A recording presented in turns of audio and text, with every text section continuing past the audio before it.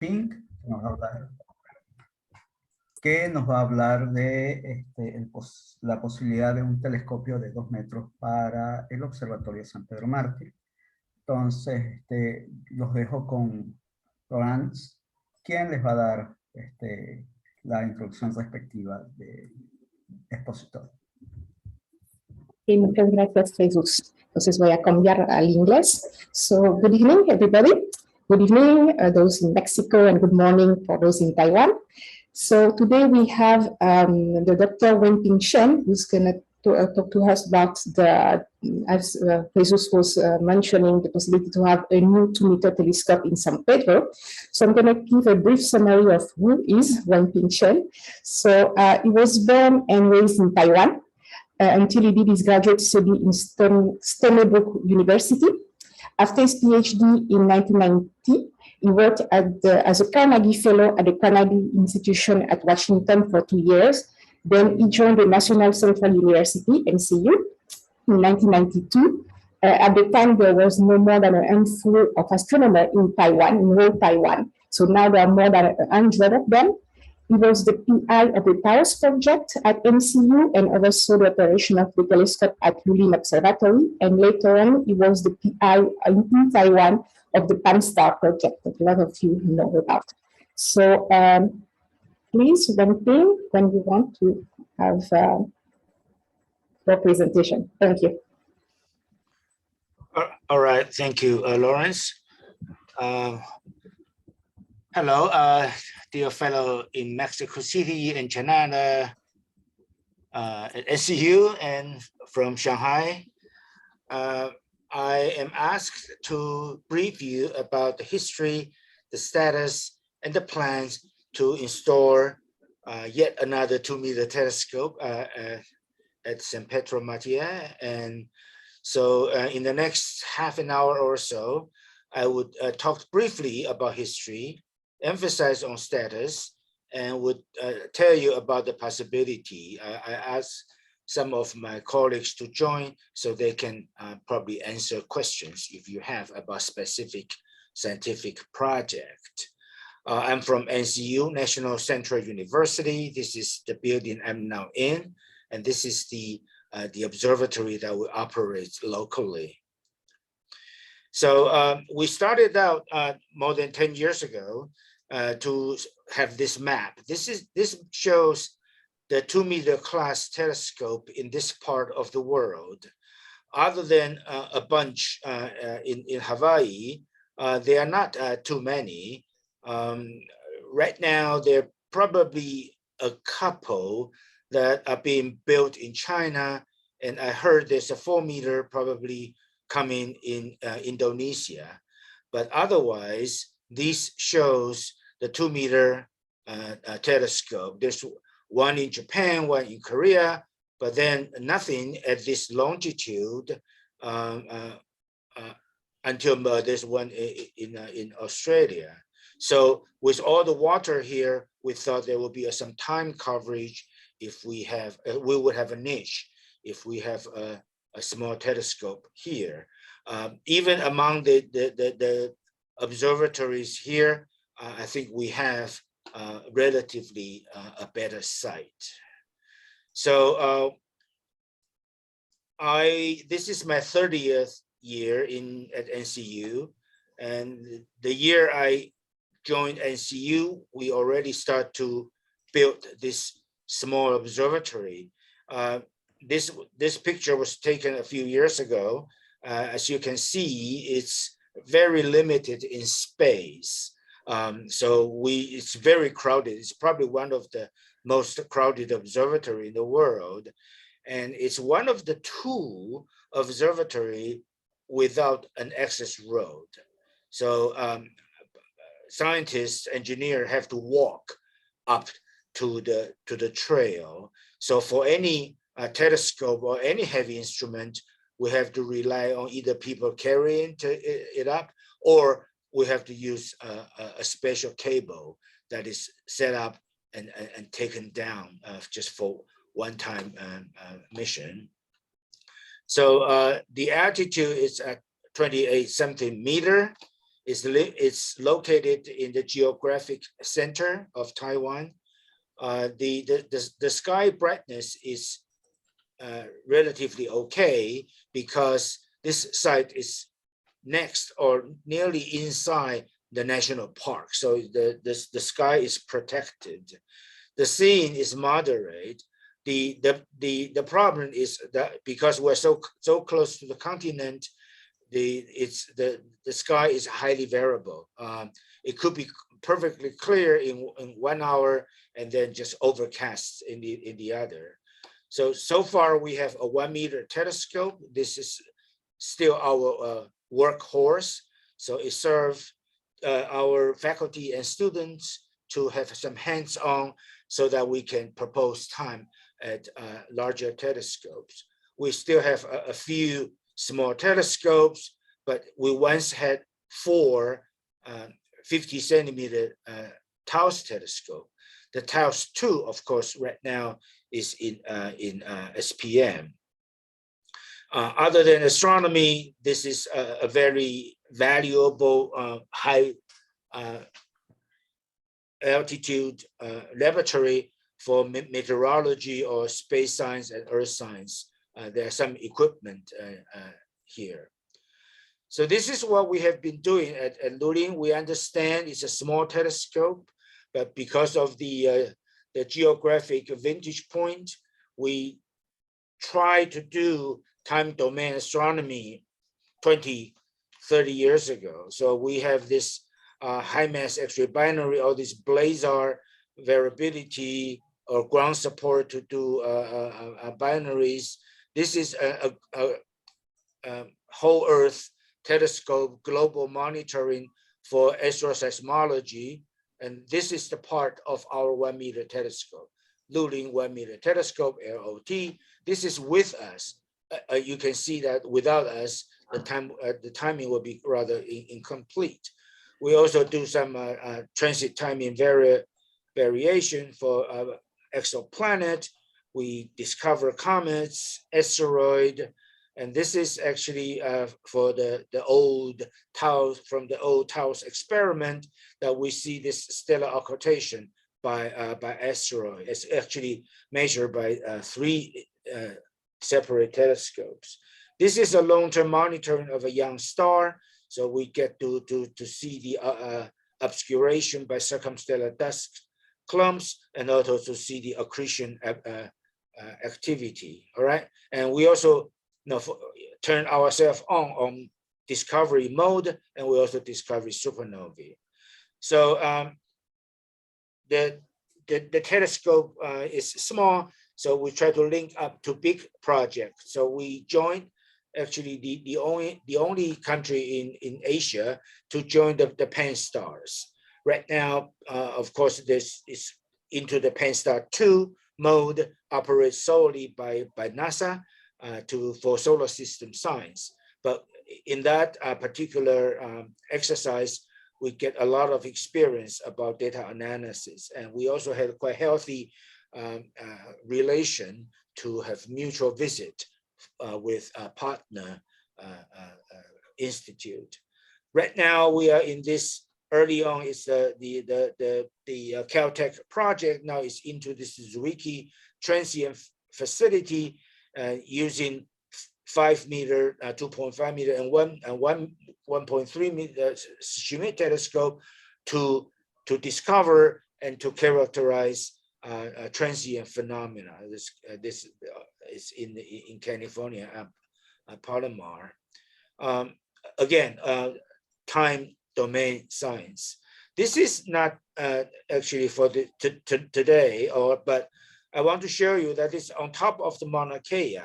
Taiwan has a huge participation. We make constant use of CFHT, competitive proposal use of Gemini. We once used UH88-inch. I will tell you. We do spectroscopy. We also buy time on UCURT. And we have access to Subaru with collaboration with National Observatory of Japan. And also certainly we also is an important partner in the SMA, so in the sub-millimeter valley.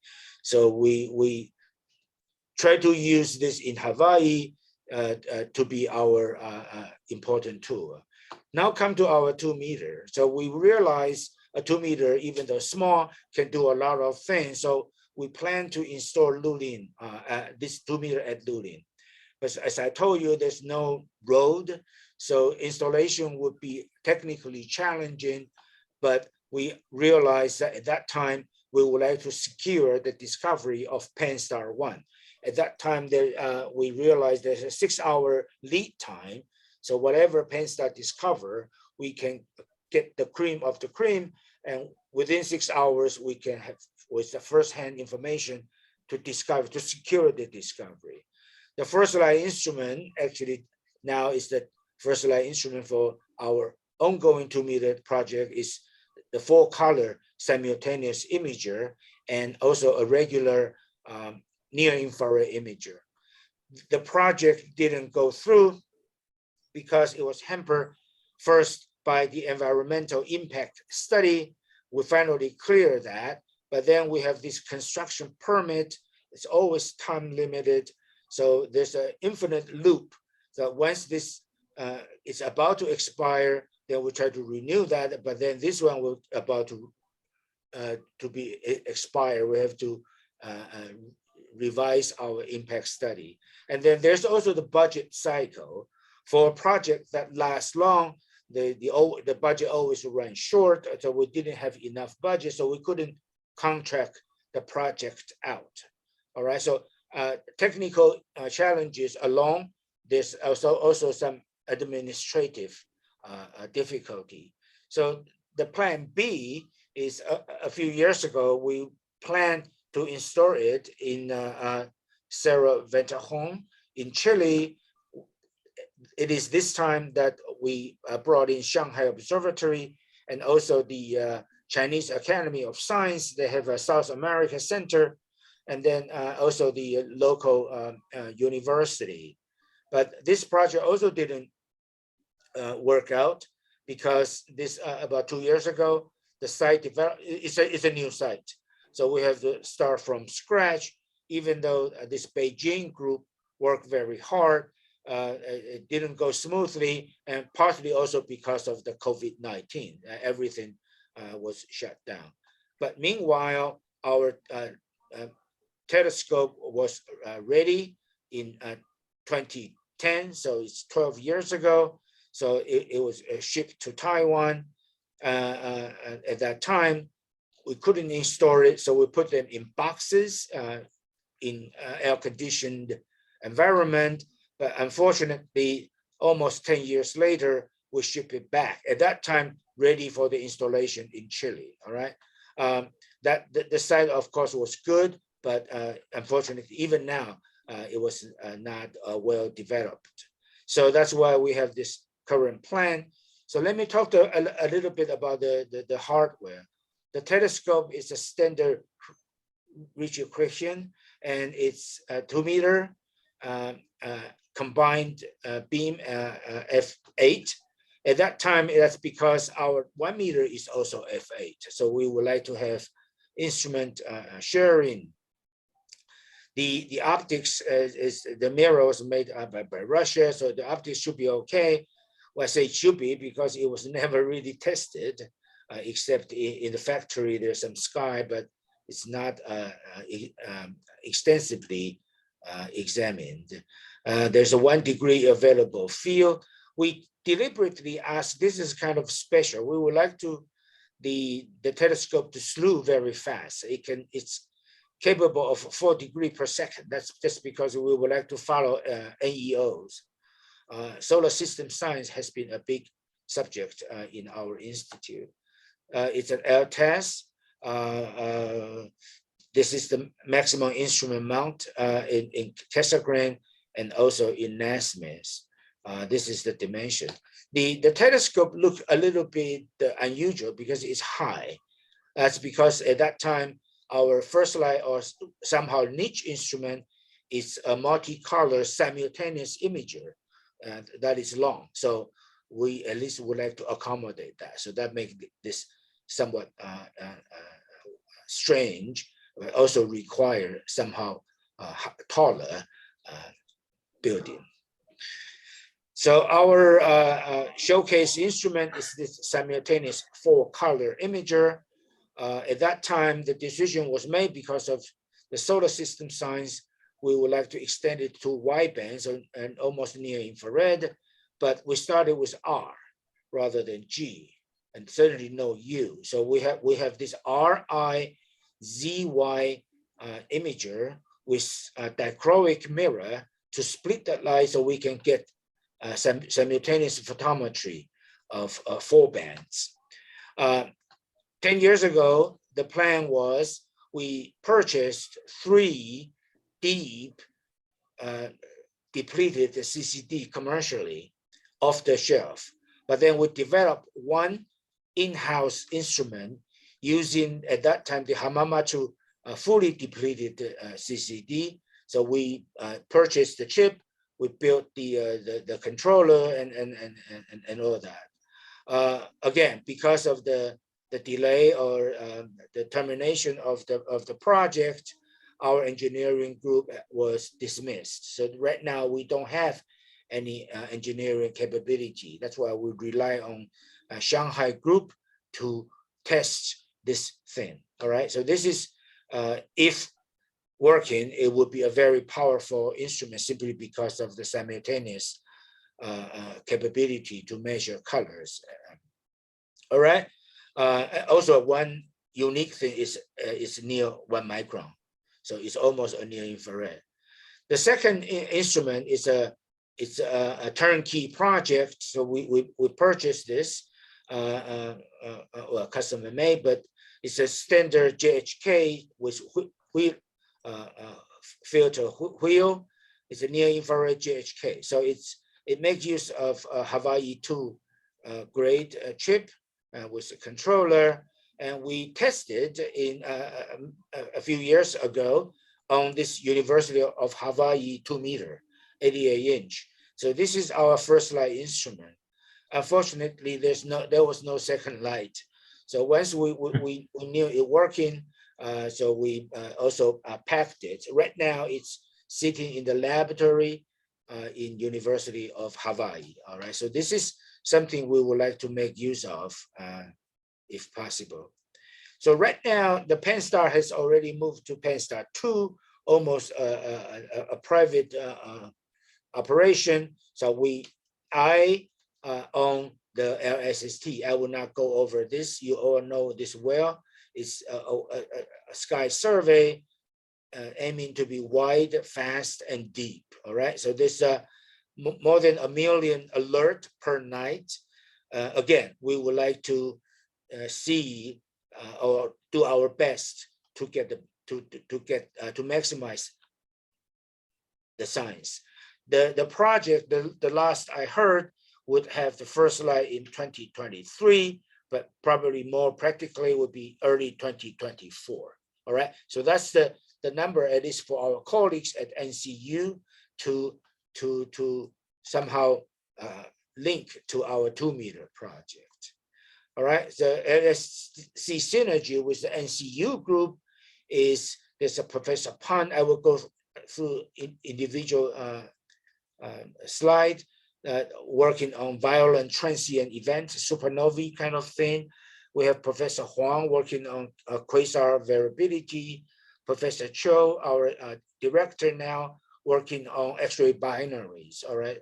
And also Professor Zhao on variable stars in globular cluster and in other nearby galaxies.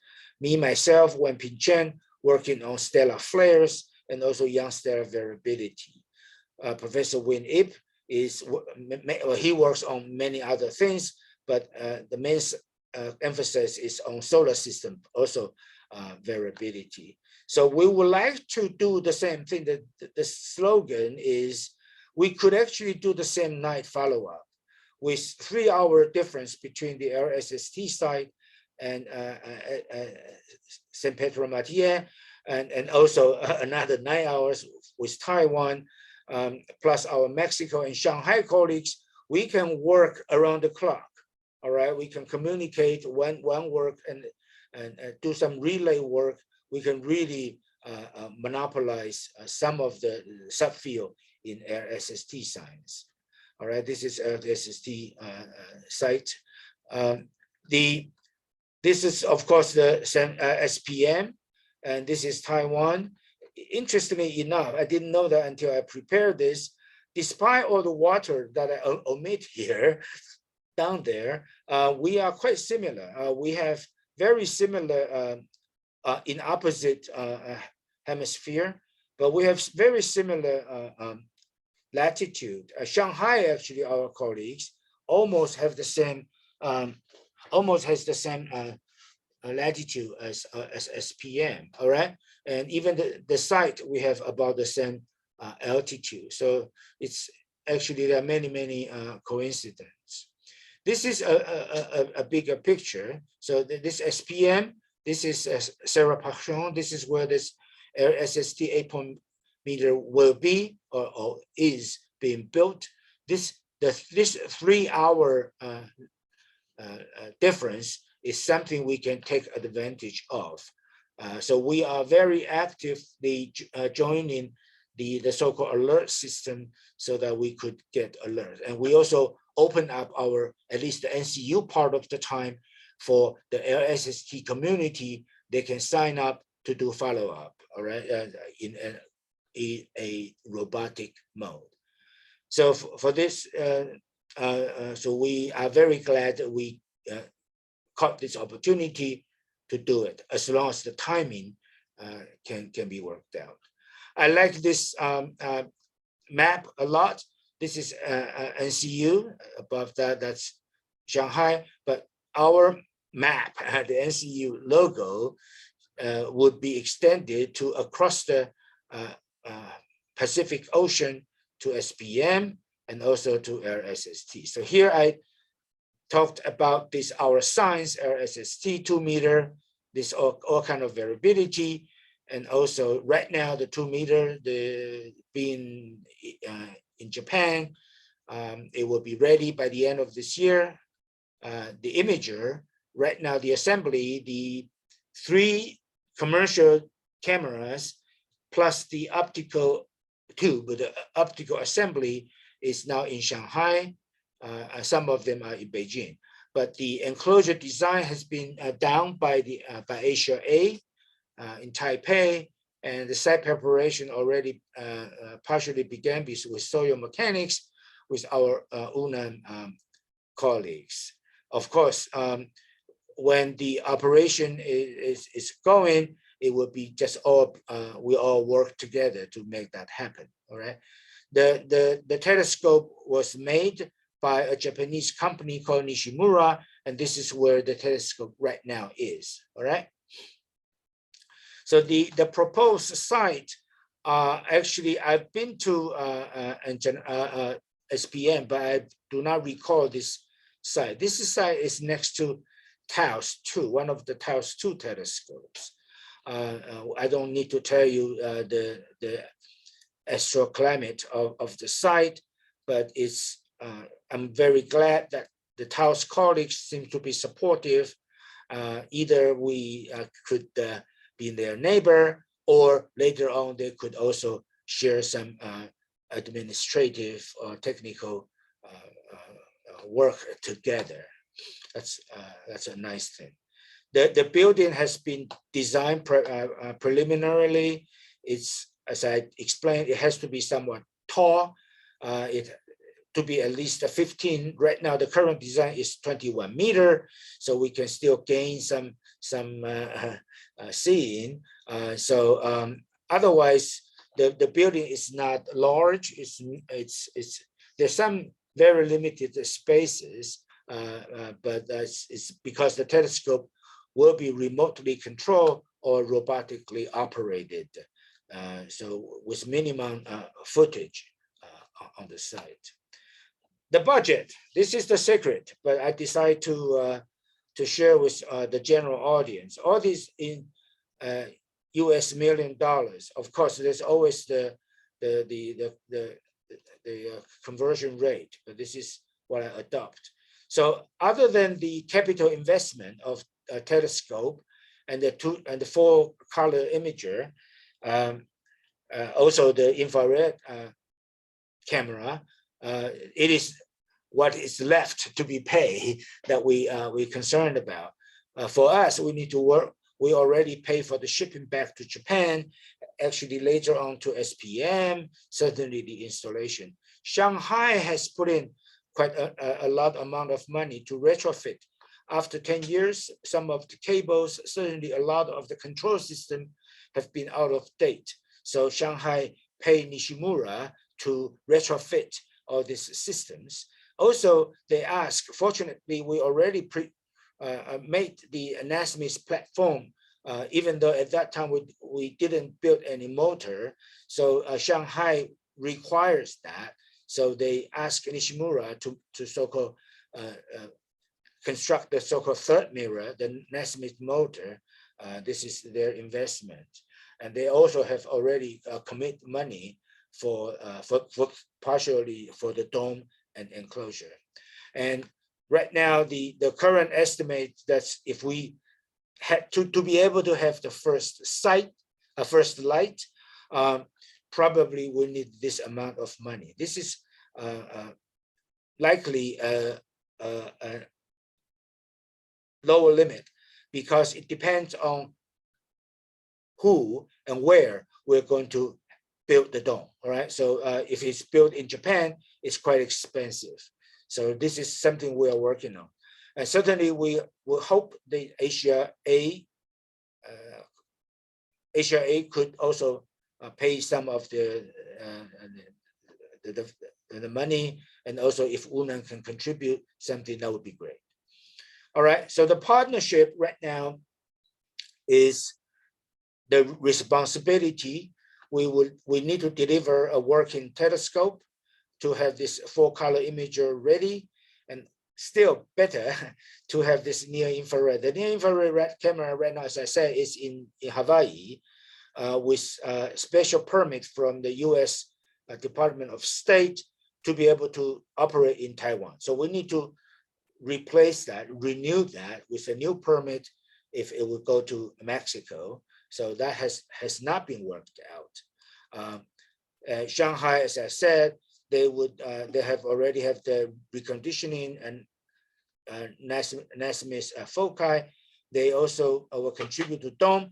They would like to contribute, integrate field spectrograph or unit.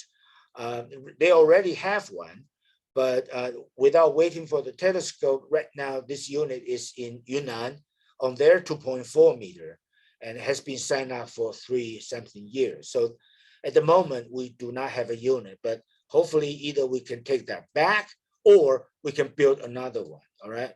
And certainly with them, we're talking about a spectrograph to take advantage of their SST discovery. Color is okay, but even a low dispersion, medium dispersion spectrograph for quick classification would be very, very useful. And as I said, we rely on ASIAA engineering expertise, not just the money, but we also have their logistic support. UNAM right now help a lot, very cooperative on a site preparation. And certainly we would like to, this is the purpose of the talk, is to have instrumentation collaboration, and certainly for science. Right now, we don't have any capability to test this imager, and we have no intention to bring it to Taiwan and then ship out to other places, because that would be even more complicated than this permit thing. So this is something right now really truly blank that we need to work out. So in conclusion for this part is this Trans-Pacific 2-meter is yet another general purpose 2-meter small telescope, but with careful instrumentation, as I explained, and focused science. Hopefully it will be a very productive, certainly a time discovery machine. All right. So let me use the rest of my time to talk about our institute. We call ourselves the institute, but it's actually a graduate program. Therefore, we have only 8 faculty members. But because of this university nature, we must have a diversity of members to teach different courses. So usually it's just only one person working on one particular subject. We are the first graduate program in Taiwan, and right now there are, I don't know, 4 or 5 such program. Astronomy is booming in Taiwan. We have our first, right now we have master and PhD program. Our faculty size is small, but we have a relatively large staff body. We have 19, simply because we operate the observatory. So all these, most of them are observer or staff working in at the observatory or for administration. Only maybe 2 of them are low-level engineers. All right, so they could help a little bit, but they cannot handle instruments. We do have about 40 students. We have international mixture of faculty members and students. And over the years, other than the last 2 years, because of the pandemic, we have held a very active visitor program for scientists and for students. So for me, as I said, I work on stellar flares. So this is we make use of telescope. By the way, for the original 4 Taos telescope, 2 of them were moved to China, the western part of China, and we use that telescope to detect simultaneous detection of solar flare. So of the different sampling, we could actually derive the underlying intrinsic profile. That's interesting. My main subject is young stellar object, stellar formation, and star clusters. All right. So we also discover some of the tidal tails. They are actually ubiquitous. Almost every star cluster, we have that dynamical signature. All right. My wish list for the 2 meter is a polarimeter, because we have been using a polarimeter imager at Lulin with our 1 meter, and has been very, very useful and quite unique to infer the magnetic B field or to study the scattering property of young stars. Professor Cho, now our director, is expertise on variability of accreting binaries. So this is his science. Either link with RSST to study some superorbital modulations of binaries, some transient phenomena, or with also to RSST, but other than the database itself, he also planned on some 2 meter follow-up to get the detailed light curves to have the cadence, all right? And his expertise has been, this is a showcase of his paper, just about the X-ray binaries to derive very accurate orbital parameters, all right? Chongyuan Huang, Professor Huang, also works on a variety of subjects, but his interest in this one is in a 2 meter is to have a detailed study about a sample of red QSOs. This is they varied in certainly for their brightness, but also for colors. And he would like to get shed some lights on the nature of this, whether it's just intrinsic to this object or is some extinction. Wen-Ip is our big name here. It's our star in his institute. He works on solar system, but also planet formation, plasma physics, and planetary atmosphere, exoplanet, and even a larger scale structure also, all right? So for the 2 meter, he proposed the monitoring of activities of newly discovered comets and also interstellar objects. that happen to be in our solar system. So the LSS discovery plus the 2-meter telescope monitoring, including some rotational modulation of NEOs and also potentially hazardous objects.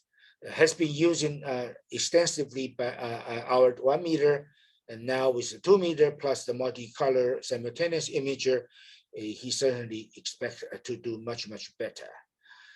The talk bring about NCU and UNAM. He draw my attention that actually the two institutes have been mentioned together in 2020 when the World Academy of Sciences gave the award in Earth astronomy and space science to the two astronomers. So one, Dr. Leonard from UNAM, and also Wen-Ping from Taiwan. So that this is a very good synergy already. All right, the next one is Professor Zhao Chou-Chong.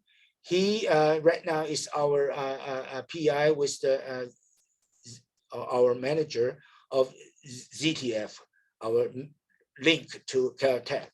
So his expertise is on pulsating stars, Cepheid or RLA variables, particularly in globular cluster and nearby galaxies. Again, he would like to do a time domain study, the simultaneous light curves of these objects to get the period luminosity relation, and he would like to do high-speed CMOS Lucky imaging, spectral imaging toward the core, so get better into the system.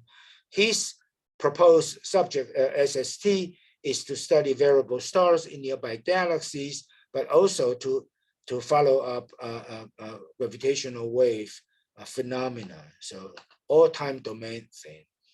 All right, our latest faculty, Pan and Chen,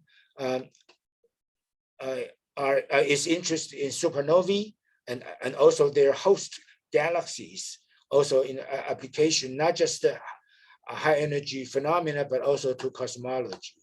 So he would like to study the diversity of type 1a supernovae. This is his latest work. Well, just to understand these objects and then use them in other disciplines. And he would like to, certainly will need to the spectra. So that's why he's the proponent to the spectrograph or the IFU. So he would like to build a spectrograph. All right, so let me summarize. Thank you for your time. The 2-meter telescope now is in Kyoto, in Nishimura, to have this all tested, replaced, and to install again to make sure it works. And also the Nasmith motor has been finished, has been installed. The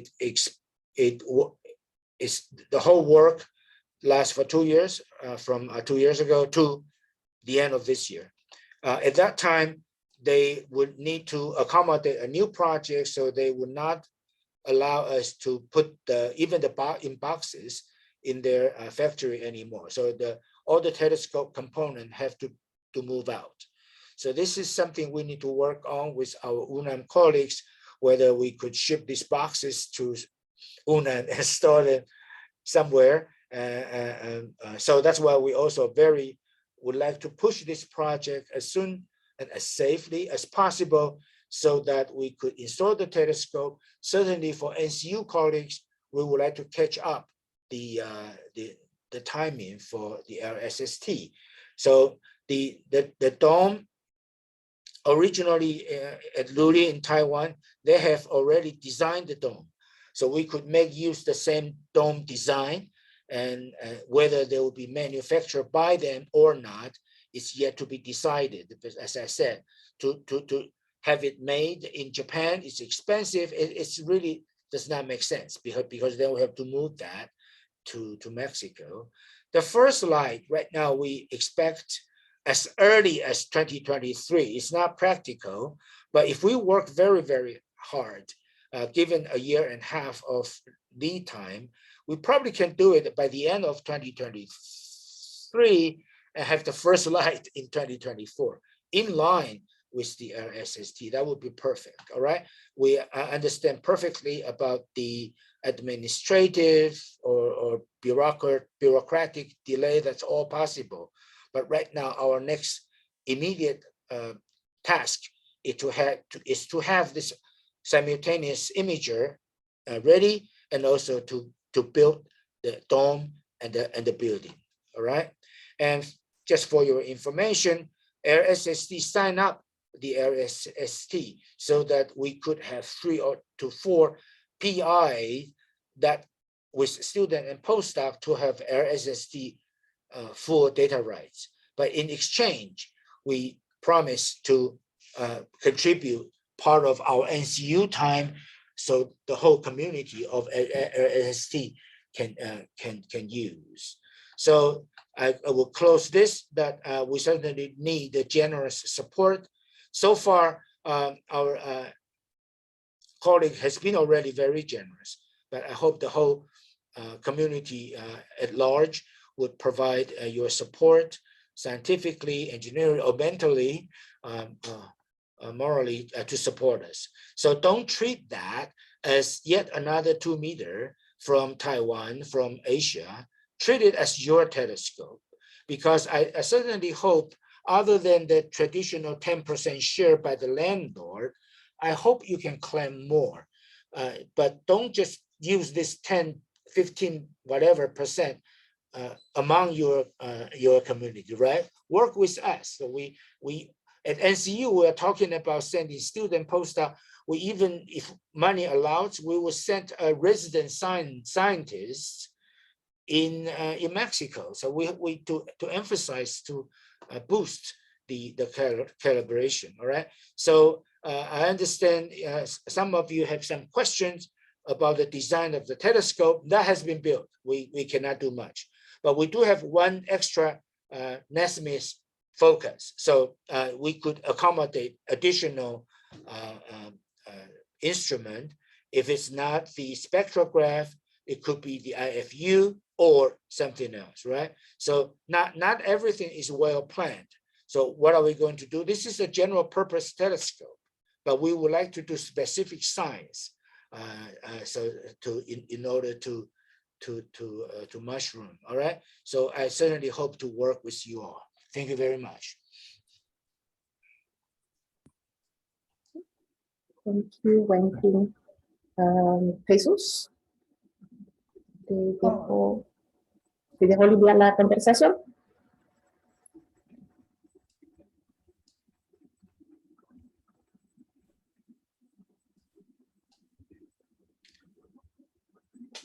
¿Qué pasó con Jesús? Jesús? Hernández. Yes, Ah, I'm here. Okay. Yeah. Well, questions?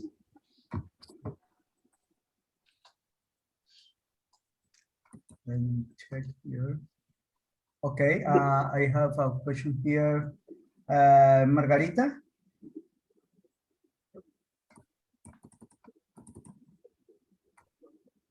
you're mute, Margarita. Sorry. So there's a question from Margarita. It was really illustrative, and I see that this telescope, this 2 meter telescope, is mainly thought for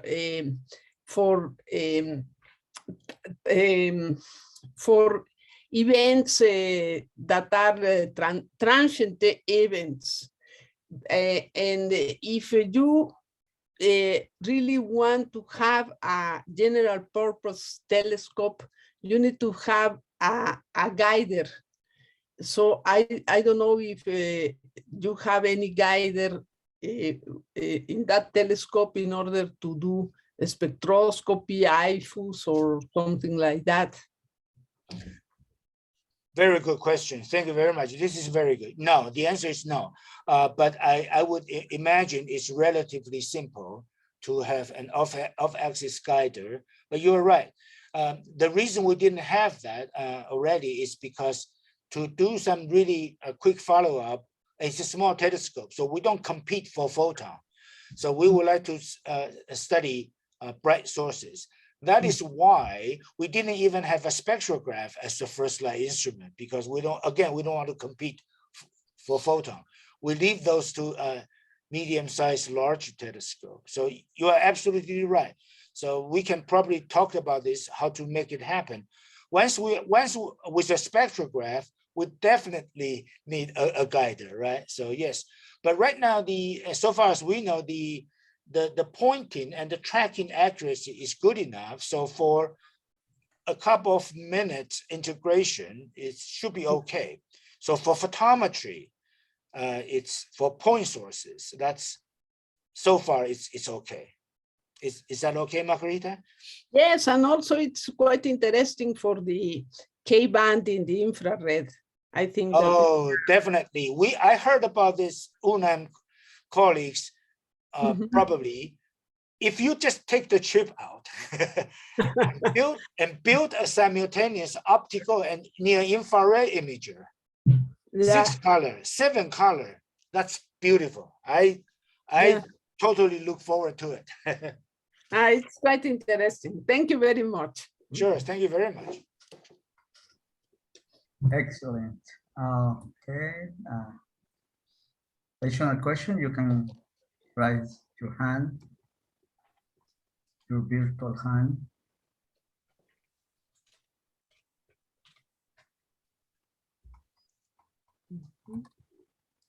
William. So I have a question. Okay, William. Yeah. Hi, Wen-Ping. Thank you for the talk. Sure, William.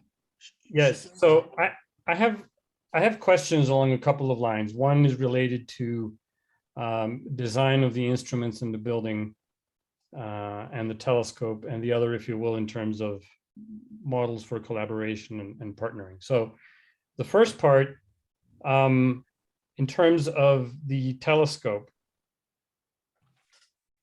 the structure, as you mentioned, is pretty high because you had in mind some instrument for cast focus that was fairly big. Right.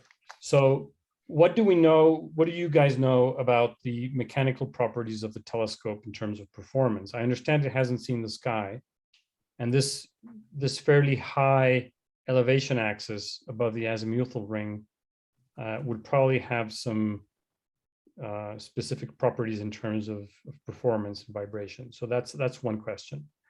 And the other, in terms of design, hardware design, if you will, in site, would be, you mentioned that you're working on the building design on the enclosure, adapted for SPM. So I'm wondering at what stage that is, given that a site has not been chosen yet, and how that would need to be adapted for the site. The building looks fairly big. I understand the height is for seeing purposes, essentially. You want to be high above the ground, is what you mentioned. And finally, in terms of the instruments, if you want to get this part done first, you mentioned the visible and the infrared imagers, and you talked about the dichroics and that you have the detectors. If I understood correctly, you have all of the detectors, if I understood correctly. But is the instrument actually fabricated, or in terms of the optics and the mechanics and everything, is that done, or is that something that needs to be done still? And likewise for the infrared, you showed us this picture of the UH-88 first light infrared, that, right?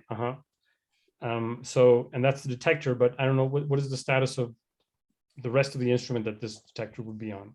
All right. Right now we have 2 instruments. This is a turnkey camera, so it's there. Again, I do not know the status. We need to power it up and see the condition. All right. But if this can be worked out, it could be our instrument. But this is just a traditional imager. You have to turn the wheel, change filter. All right. So it's good to have, but it's not a niche instrument. The niche instrument is this simultaneous. This is everything is there. We have the optical assembly. We have right now 3 camera. The 4th camera, the in-house built camera, is right now here at NCU on the shelf. We tuck it away. So, but the rest, the 3 camera, the RIZ camera, meant for this RIZ, are in Shanghai. So they are testing it. There's some shutter problem. Then we purchased the shutters. All this retrofitting thing is ongoing. So we have this already, but again, I don't know how well it performs though. I couldn't hear you. When you say we have them, you mean the cameras exist, but is there an instrument that mounts them with all the optics and everything, or are they just separate cameras? I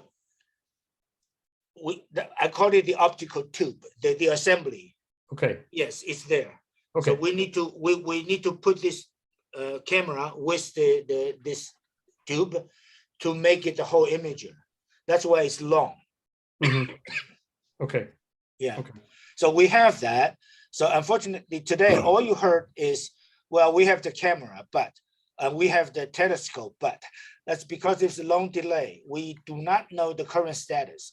So for telescope, for example, once we put it up, once they put it up, the Nishimura, they can check item by item the status, which one works, which one need to be replaced. And we are doing that for this for the imager, for the full color imager. And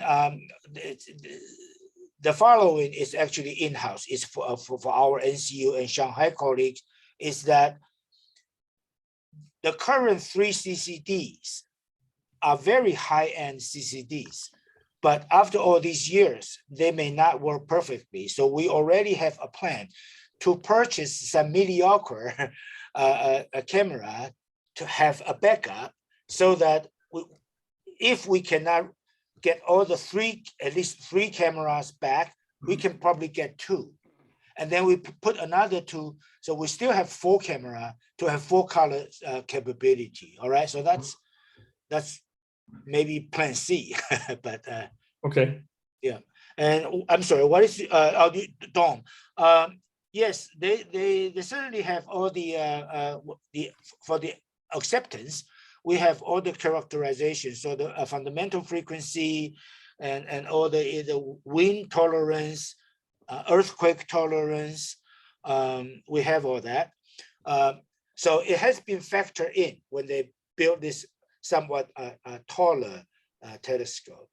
The building, however, because of this tall overall height, the building has to be 15 meters. And we would like to build it to 21. Well, to gain a little bit, it's not just for the seeing purpose only. It's just more comfortable to work with. Hopefully the seeing would be it also helped the seeing a little bit, but seeing is not the main consideration. At Lulin already we designed it to be 21 meter high. All right, so okay. And the reason I brought that up is actually internal. It's discussing with Ensenada colleagues. We realized we picked 3. The other 2 would be next to the road, and also will obstruct or also block view of other projects. That is why I put it here. Proposed site has not been settled, but we hope to settle it as soon as possible, and we can start as soon as possible. In this site, any interference with other projects is minimal, and there's no clear problem. But although it still need to go to environmental impact as always. Yes. Okay. And so my second set of questions has to do more with partnership and operations model. Yep. I mean, what is the operations model that you're thinking for this? Because you mentioned that there is a possibility of time exchange with LSST to guarantee data rights. So that would require some agreement as to how the telescope is used in response to alerts and so on. And then you mentioned the interests of the community at NCU. And there are obviously, I guess, interests at Shanghai in terms of the science. So how do you see that this would fit in terms of telescope use? I mean, would a certain fraction be reserved for alerts and LSST and a certain fraction for all other science projects that go through ATAC? How are you envisioning this in terms of collaboration? We have, the Institute has groups that work in a lot of the areas you described on other facilities at SPM and at other sites. And so this is the underlying issue in my question here. All right, this is truly my personal opinion because we have already drafted up an MOU, but has not been finalized because I don't know the timeshare. We don't know the timeshare. We need to factor in the amount of money, effort to put in, even before the operation, right? So, but my personal view is that we would have a timeshare. Let's arbitrarily say, if NCU has 35%, 40%, just for example, we will contribute to our SST only that part. Our deal with the SST is 20 nights per semester. All right, so that's 40 nights per year. That doesn't mean they would take up 40 nights, right? The community will not, the SST community won't be able to do that. There must be some queue mode. So they submit their request. We see what instrument is on and see if we can honor that time. And then we do the counting, the accounting of time. I imagine a similar share or also some share with our Shanghai colleagues for the money they put in, and also UNAM and also ASIAA. My idea is not really a PI mode. So hey, tonight belongs to UNAM. So can you do that? I rather have this getting more and more common. We have this queue. So we have this time sharing using the same instrument. How can we accommodate how many projects? That's why I encourage collaboration, right? Rather than NCU scientists say, hey, I want this 3 hours for my project. That's encouraged, but still, if we can have some joint project together, how do we divide this 3 hours between different partners? I hope we are all reasonable and friendly colleagues. We can work that out. So I don't know the detail, all right? And I deliberately left that budget part out, is that because at the end, at least before maybe this year, we would have a better idea how much money we will put in up to this point. But for operation, we need yet a different rule, right? So NCU probably need to come up some money to run the instrument. ASIAA probably will do, depending on how much time they need of their colleagues. Right now, ASIAA help us on a goodwill, and also TAOS supports us also on a goodwill. But we don't know, actually, for me, I don't know how eager the ASIAA scientists would like to see this 2 meter in operation. And that's yet to be explored. And I don't know the answer. Just like right now, I don't know how our UNAM colleagues see this. It's certainly not a competition with whatever your 2 meter. No, it's not at all. If you want to use it for your own projects, for example, when I study open cluster, it's not a time domain science, but but I would still use it to study open cluster if I may. But I would then better move my star cluster science to other facility. I will reserve my opportunity for time domain. So that's my idea. Okay, thank you. Yes, the UNAM colleagues, please take a look of all this science, X-ray binaries, quasar, AGNs, solar system, and pulsating variables, and transient high energy or violent transient. I'm sure these are just rather broad subjects that you can find interest in. And so now if you already have one, we have another one. Adding together would be 3. So please do. So that's why I put in my abstract. Hopefully this is one of the first workshops, right? So we could mutually invite individual scientists for talk, or we can have workshop. We discuss how each working group can work together. And we still have like 1.5 or 2 years to do that. Okay. Jesus, I have another question. Hi, thank you, Wen-Ping. Thanks a lot for the talk. You basically answered a little bit of what I wanted to answer, but it's basically, you gave us a very nice presentation of the group that you have on NCU and also of the projects that the individual faculty members are considering for the LSST and for the follow-up and for the 2-meter telescope science. In that sense, it would be very nice, as you mentioned, to do some kind of meeting or colloquia, because I see that interested groups can collaborate. Of course, you need more than a single investigator to carry on these projects, and maybe collaborating these projects, maybe also focusing them, you can make them more powerful, and also together with our faculty. And as you also mentioned that the SAIA faculty members are not sure yet how they are going to get involved.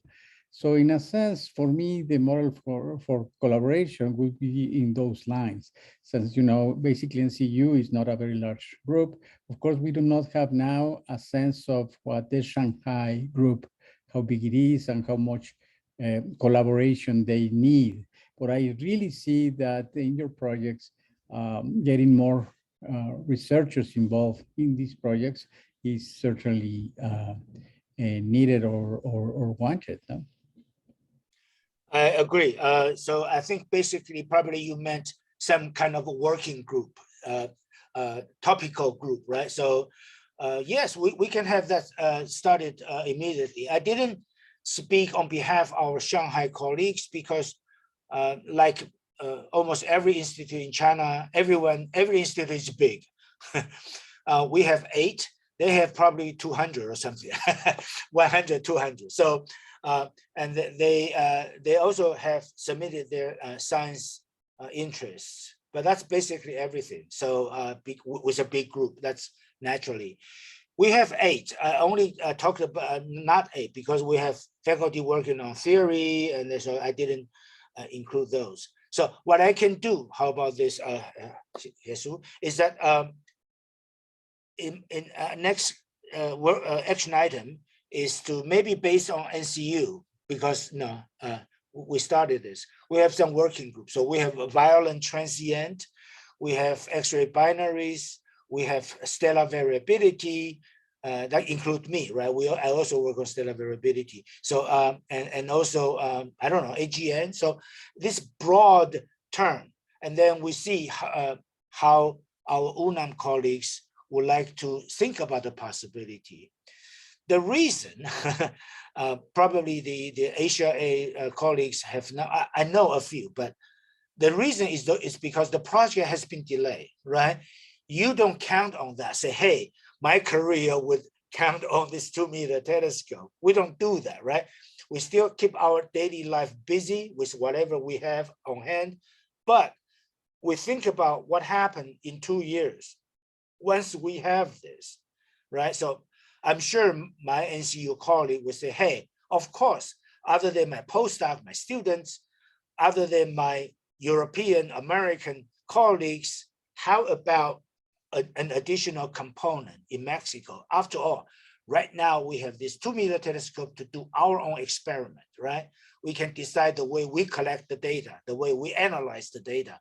We can do niche things rather than some bandwagon. So to me, at least, I would certainly think about at least one project I would like to work with our colleagues in science or in data analysis, interpretation, statistics, whatever. So my hope is to publish a few papers based on this collaboration only. That's just my personal hope. But do I get that? That's what you meant, right? Some working group. Thanks. Yeah. All right. Sure. Okay. Another question? Okay, if not, thanks again, Dr. Chen, for this clear presentation about this telescope. And I don't know if Lawrence, do you want to finish? Yeah, so thank you, Wen-Ping, for the presentation. And just to say to everybody that we recorded the presentation, so you can see it whenever you want. And thank you for attending at these late hours for those mostly in Mexico City. Yes. Yes, I appreciate that. Thank you very much. No problem. Gracias and adios. Thank you, Wen-Ping. Thank Thank you. Bye, Wen-Ping. Bye to everybody. Hasta luego.